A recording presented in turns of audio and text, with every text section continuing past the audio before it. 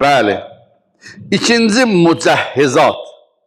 Qızlar xadim olur valideynlərinə. Mücəhhizat cehiz sahibləri. Yəni nə?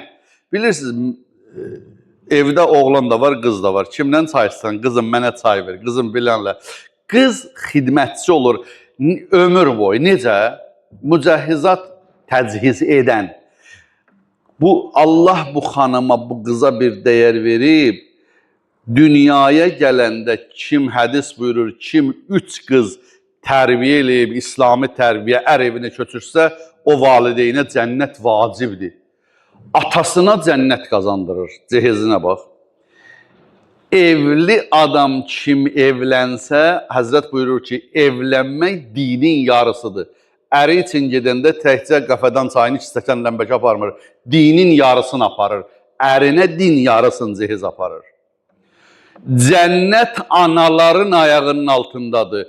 Övladına cənnət gətirir. Atıya cənnət, ərə din, övlada cənnət. Mücəhhizat, insanı təchiz edir başdan ayağa. Savabla, ondan sonra şərafətlə, izzətlə. Sonra munisat, qızlar qulaq yoldaşlarıdır.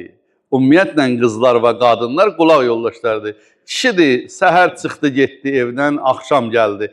Qızlar analarına munisdir, qızlar ərlərinə munisdilər, qızlar qardaşlarına munisdilər.